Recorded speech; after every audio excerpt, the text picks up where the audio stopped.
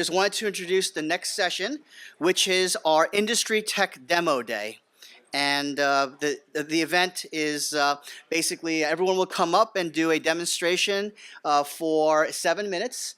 And I'm looking forward to it as well. So sorry for the logistical delays, but I think we'll have a great show to put on for you. So first up, I'd like to ask Devin from AssetLink to come up and present, please. Thank you.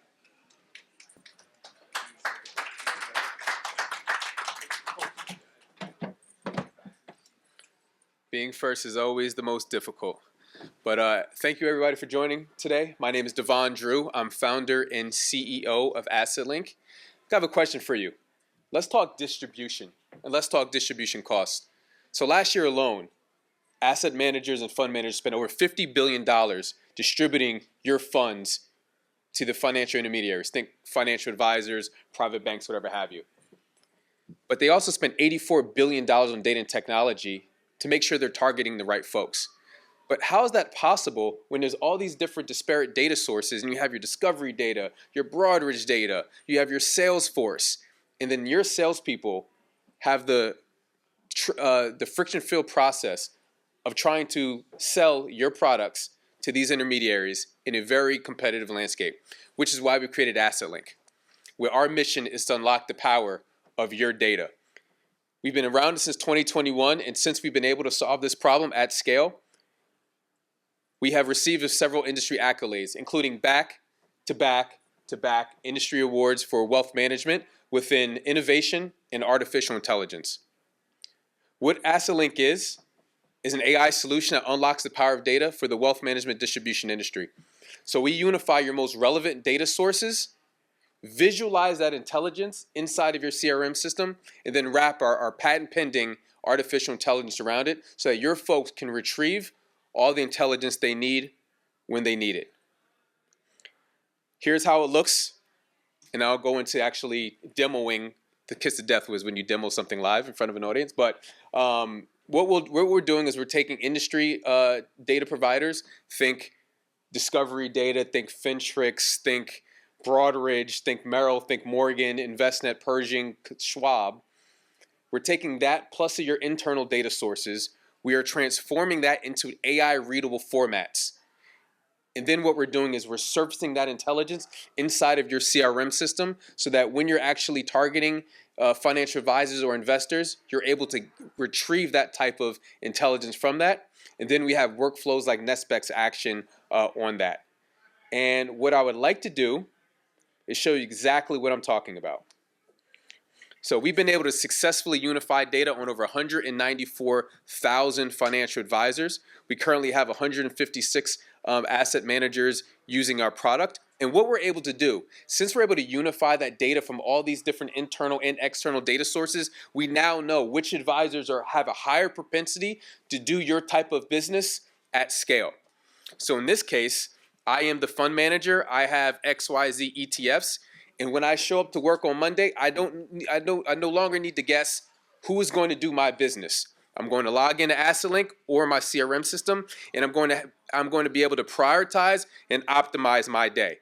So these are my top 6 matches, and it goes down. 70 and up is a match. We also have industry analytics with flow data. Then you can go to an advisor, and you could just start asking our AI questions. Now, because we're in a room and there's probably a lot of noise, you could just start talking or texting to it. So the first question I ask is, does he do ETFs? Yes, the client does ETFs. Now, what's the next question someone might ask? Let's say, what is his average allocation?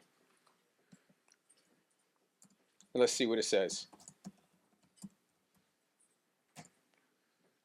His average allocation is 100,000 to $1 million. So you know if you have a high net worth product, he might be someone good to reach out to.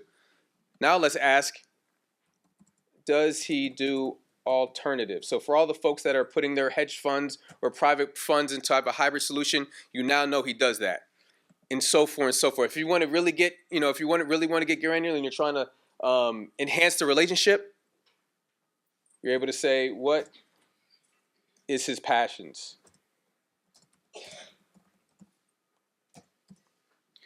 So now you know if you're trying to sell your ETF to this person, you might want to do it taking him golf or tennis, and he lives in Aventura, Florida. So now I want to talk about my ETF and take him to play tennis. Should we go to play tennis? So now you know he lives in Aventura, Florida, and now you know you should be able to take him to the Turnberry Club to play tennis, and then you could go further. Write an email with my ETF. Let's call it JEPI. Let's give JP Morgan some love. Right, so all the intelligence we're going to be able to surface for you when you need it. So we're solving the problem for distribution. There's a $84 billion solution that we're solving for. We have a solution in AssetLink that could either provide you that type of intelligence inside of our system or in your CRM system. So I want to leave a couple minutes if anybody has any questions, concerns. I'm here. I think we have 2 minutes left for questions. And here's the email that is populated. Can you do the same sort of analysis except at your universe in terms of CRM? I want to show me the people who either have bought JEPI, show me the people who love tennis, show me the people who, get it instead of at an individual level, but aggregate. So that's called aggregation, right? So yes, we are able, what we do for our enterprise clients is we're able to aggregate large data sets and comb through 13F, so all the SEC feeds, all the ADV Part 1 and Part 2, and then we're able to do QSIP to ticker symbol translation to say X amount of people have been selling your competitors, so you should talk about XYZ ticker symbol and take them to play golf and take them to dinner, XYZ. So all of that intelligence we're able to surface from an enterprise level and also from a platform level.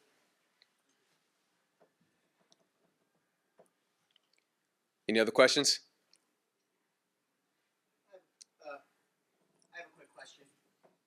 No? Okay, I'm good.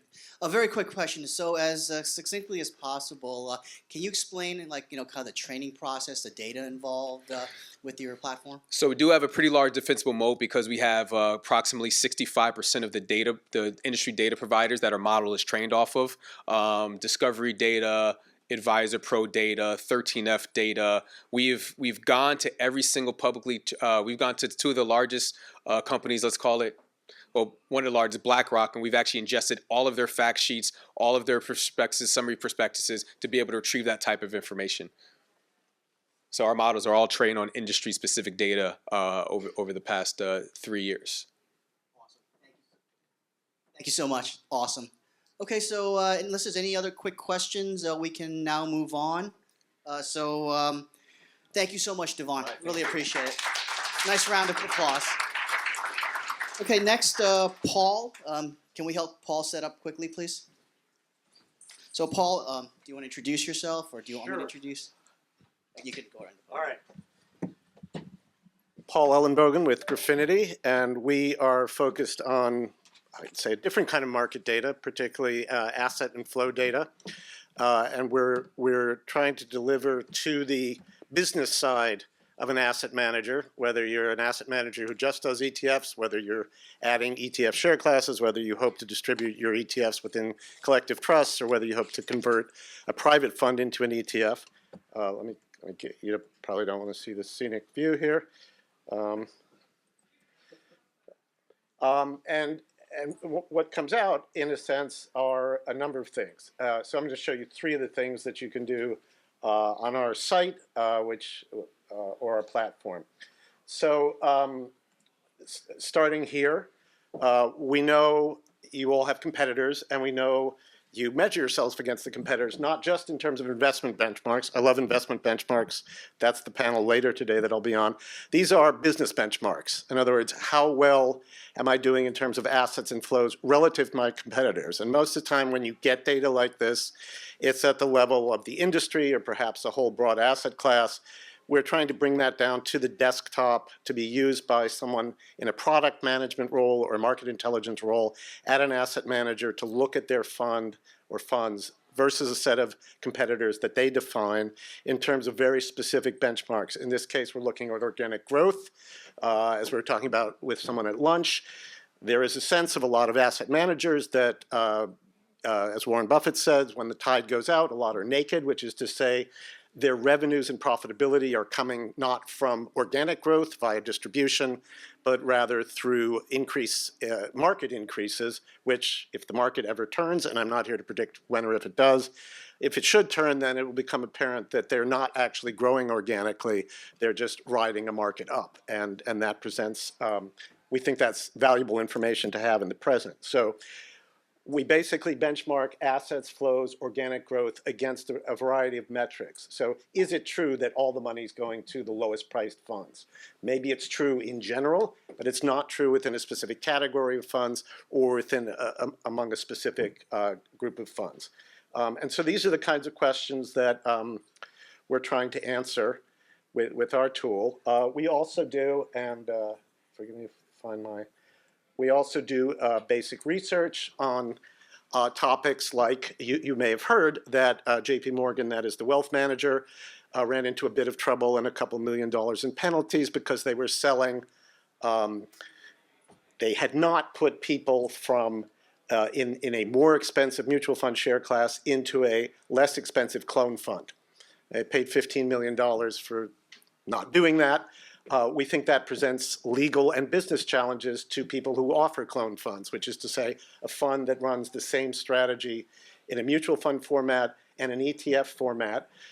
What's still TBD, and what we think our analytics can reveal, is who's vulnerable in this regard. Who has what kind of disparity between the fund and the ETF that might get them in trouble with their major distributors.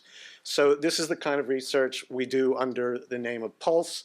And we pull from our data, we create distinctions like clone funds, which I've done here for 10 funds, and you see the price disparities. Now, we can't quite say yet whether what is an acceptable price disparity or what might cost a distributor if they use the more expensive fund versus the least expensive ETF, but we can at least prepare people for where they're vulnerable to this kind of litigation and business issue. And then finally, in the realm of distribution, what we try to do is help people define a market and estimate both where they are within that market and where they should be or where they're expected to be based on the attributes of the fund, the expenses and performance. So in this case, we have conversions, 4 funds that have converted into sort of large value, non-dividend oriented funds. And then they're now competing against ETFs that were launched as ETFs and didn't convert. So the question is, when they arrive in that market, what kind of share do they have? What kind of share might they expect to have based on their own characteristics, that is the expenses and performance relative to this market as they define it.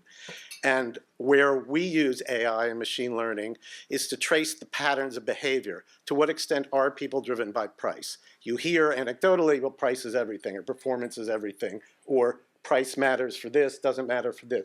Here, by showing these analytics in the context of a specific market, we hope to tell people exactly what kind of performance people are buying, exactly what price they're buying it at, and exactly what their expected market share should be. So I'll probably stop there, just so you have a sense of 3 of the things we do with data, and happy to answer some questions if we have time left.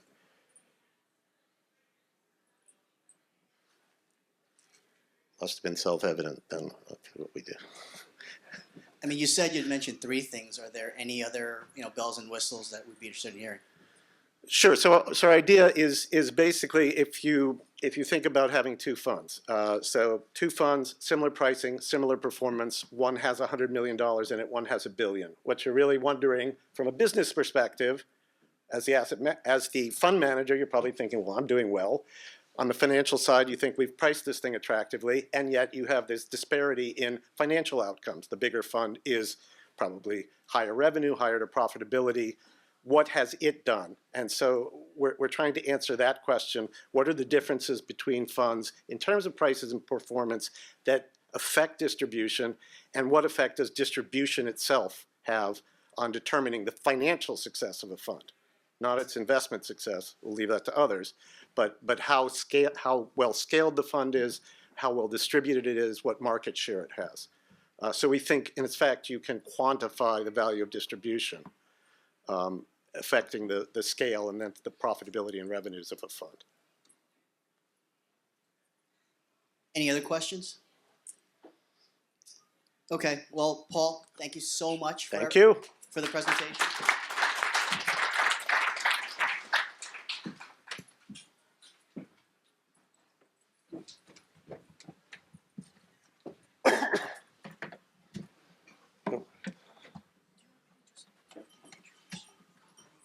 I'll take care of that. Okay. Yeah.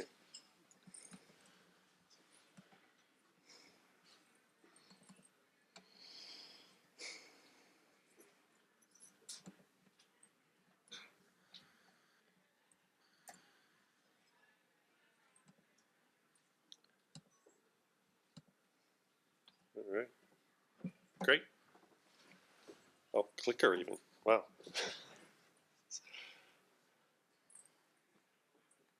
Oh, good. All right. Thank you. And thanks. And I'm enjoying being here today. I'm learning a lot as I come to this forum every year, and it's always a great event. I'm going to talk about two things before we get started. I'm going to talk about something a little. Oh, I guess I can stand behind here. Talk about something a little different in terms of data. I'm going to talk about some options data and sort of why. Well, let's start with who I am. I'm Craig Isley. I'm the Chief Operating Officer of SpiderRock. SpiderRock is an options platform. We'll go into that for just a second. I'll introduce you to SpiderRock. We've been around about 15 years. I'll go ahead and start with that. So what do? We specialize in options trade automation solutions. We've been running an options platform. We introduced it in 2011. We work with a lot of large buy-side firms to develop algos and develop pricing algorithms for options. So why is that really relevant here? Well, now, as you know, options have become a really key part of a lot of the ETF universe. And how pricing of those options, we started to get a lot of questions about different types of pricing. So SpiderRock has a data and analytics division, which produces a lot of pricing and analytics for options. We have the trading platform, which is algos, and algos that we do for that. It live market data every day. And we've just launched an ATS in the option space to also help enable automation for options for traders. So that's just a little quick facts about SpiderRock. Now, what did I want to do here today was introduce you to actually two fairly simple products to start from our standpoint. We started to get a lot of questions in our data and analytics and our options platform about pricing and trading of flex options. And so the pricing and trading of flex options is not obvious. They're somewhat of an exotic option, and it takes a lot of infrastructure to be able to properly price a flex option. A lot of people do it today. They might just take a couple, look at, different strikes and set it up and just price it, or they may just go to the market or market makers and let them competitively price it.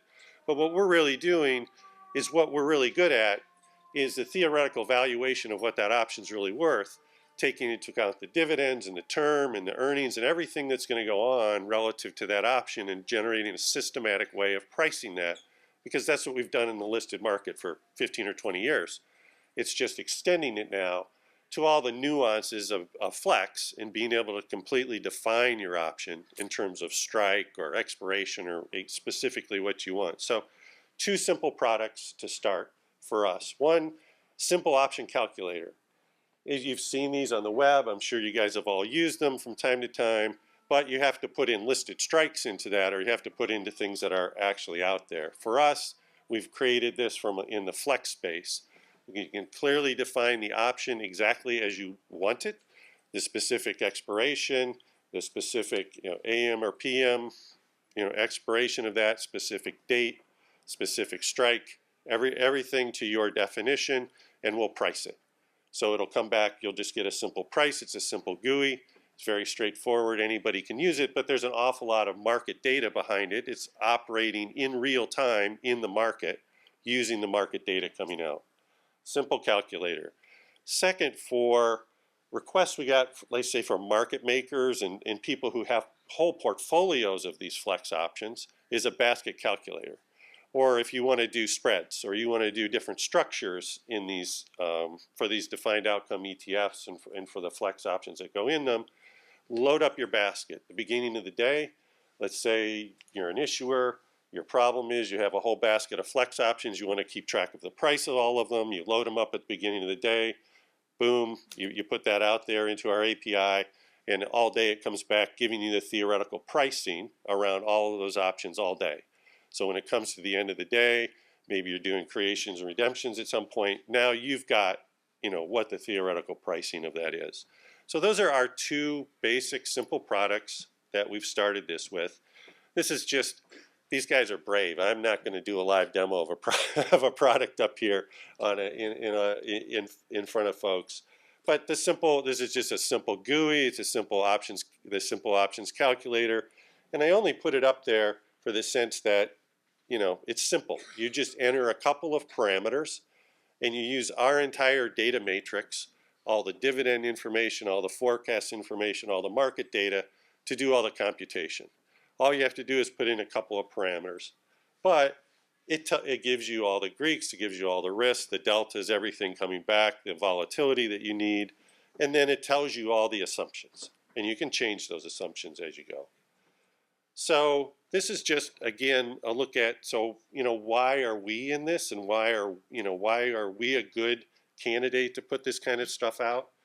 We have the data infrastructure, simplified data access. You don't need all that data access. It's basically available to you in the cloud. All the market data that's coming in, dividend forecasts, all the things that you need to price. We've developed so when you price a flex option, you're going to interpolate between strikes that are out there. So we've developed a methodology to interpolate them, what I'll call properly, interpolate them in variance space, so that we're interpolating between our curves, which we generate for every expiry that's out there. And so that interpolation is consistent, repeatable, and you're always getting, a very steady product, very steady answer with that. So that's, another reason. Customized input we talked about, real-time market data I've talked about already, and full market coverage. We're covering the entire, most of this is just in the highly liquid things and in indexes, but we cover the entire market. As these expand out and you want to look at portfolios that have single stocks in it, as that may evolve in the future, it's there. Product timeline, this just started with a simple flex and basket calculator. We're evolving this to our trade tool to allow you to do this same construction on our trade tool. And then that is further evolving to our newly launched ATS, where you can actually take that package of flex options and you can put it in the market in auctions in our ATS. So that is future functionality. That functionality be released pretty much end of year, first quarter, and that's where we're headed with it. So I've run out of time. Questions, or do I even have time for questions? I think we're good with questions, but Okay. fantastic. So thank you so much. All right, thanks.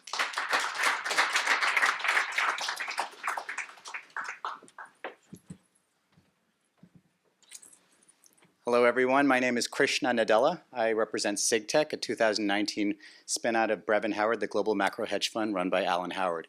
I'm going to try to do the impossible today. I'm going to try to do a presentation and a demo without a presentation or a demo to show you. So all seriousness, the technology is not working with our MacBooks, so we're more than happy to provide demos to you individually at that table after my quick spiel here today.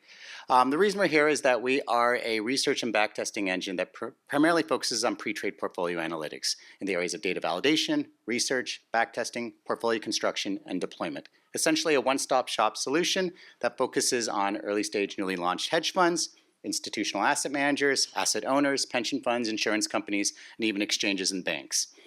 Where we focus tremendously is on the data. We have over 25, almost 30 different data providers that we work with, including ETF Global, encompassing about 125 to 150 different data sets. All of that is embedded in our platform, and our clients use them. And who are our clients? CIOs, PMs, research analysts, quants, and traders, and that's growing each and every day that we continue to grow as a company. Our existing platform, our flagship platform, is a web-based SaaS platform that is programmatic and does require the use of code.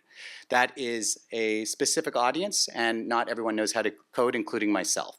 Our new product, which launched on September 9th, is an AI investment analyst that leverages APIs to allow people to speak in natural language. That product is called Magic, Multi-Agent Generative Investment Copilots. Perfect timing.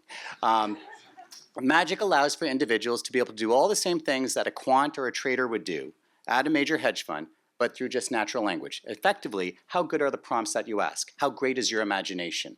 And on that note, what I'll say is this. If you'd like to test out Magic, come by the table. We'll be happy to show you a demo. And if you'd like to trial it, we'll be happy to get you online as well. I'll leave it at that. I know I'm the last guy to speak, so always the happiest one to wrap it up as quickly as possible. Thank you so much. And first of all, I've got to say, I'm very impressed with how you are all so cool under pressure with the unforeseen challenges. I think we've all been in situations where things don't go to plan. But since we do have a little bit of time, any questions from the audience to any of the presenters? I did have one. Just wanted to give people a chance. I like questions. So, Craig, just a quick question on your options, product as well. Have you been, we're seeing a lot. You had mentioned flex options, and some of the other panels, we had mentioned the growth of flex options embedded in managed risk strategies. Have you had any conversations related to that space with the ETFs? Oh yeah, a lot of conversations.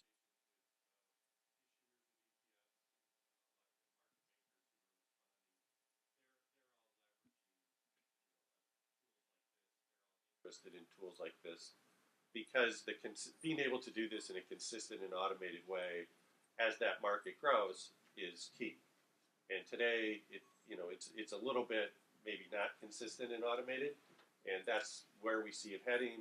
And we're one of the firms who can leverage what we've done and listed forever to support it. Any other? Hi, all. I'm Nabia Jenkins Johnston. It's my pleasure to have you all here at the Expert Series.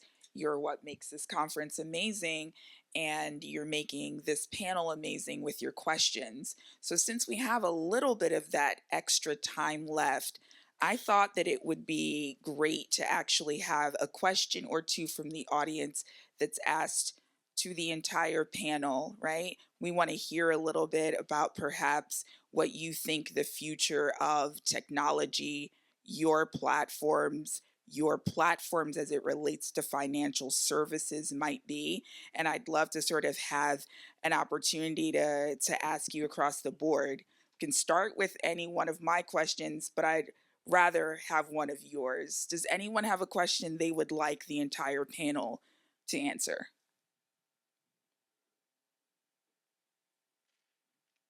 All right, we're going to start with mine. So first of all, it's great to have all of you here. Part of what we envisioned for the Demo Derby is really evolving into something that does not require a demonstration, but instead is a presentation of your work and how it fits into this industry. So I want to ask you, as you're creating these opportunities, creating the solutions to challenges, what do you think is perhaps the challenge that we all have to look forward to that maybe we should get ahead of? What would that look like for you? If we can kind of have you start right there, if that's okay. Oh, sure. I don't know if this is so I'm a little bit new to this industry, so I don't have quite the perspective. But from my standpoint, just sheerly the amount of data that everybody has to be able to digest and the amount of information that is out there is unbelievable. And being able to vet that information and vet that data and get good information out of it has been a challenge in the past, is becoming a bigger and bigger challenge. Whether it's market data or whether it's client data, it continues to be a challenge, but the techniques continue to get better and better. Yeah, I think when you look at the numbers, right? So 60% of asset and fund managers haven't started unifying their data, right? That is an industry issue. So you have 1, 2, 3, 4 tech platforms talking about data and data unification, data aggregation, right? So, but if I'm in the asset and fund manager seat, like I'm leaving and I'm starting to unify my data tomorrow, right? And you start thinking about like, well, what if all of our disparate legacy systems were unified and digitized? Then think about the efficiency that that's able to unlock, right? But the problem is if 80% of firms' data is in inaccessible formats, think Excel files, think PDFs, all of that, think all of the videos and pictures, all of that needs to be starting down the process of being able to put it into machine readable and then making it to the point where AI can read it, right? So if that's where, if every commercial is seeing is AI, but no one's data is AI readable, the output isn't going to be desirable, right? So if I'm in the space, whether I'm an asset owner or asset provider, I'm starting the process of unifying my data, because a lot of the technology that we're talking about, this is a damn trend, right? 4 people spoke before talking about a platform that is aggregating some type of industry data. So there's something there, right? Whether you're talking about distribution, whether you're talking about compliance, legal, whatever the case is, you have to start unifying that data, right? Or your competitors are going to leapfrog where folks are in this room and in the industry. So I'm from Chicago, home of improv comedy, and if you've ever been to a Second City show, it ends with people shouting out, say, a location, a profession, and a concept or something, and then people are, within seconds, produce a sketch based on that. So where I'd like to be, maybe not a year, maybe not even 2 years, is where you can read an article in the trade press, Ignites, what have you, and then you can ask a question about that. Somebody launches a fund, a competitor, and it's priced at this. And you can say, if I launched an ETF using that strategy tomorrow, where should its price be?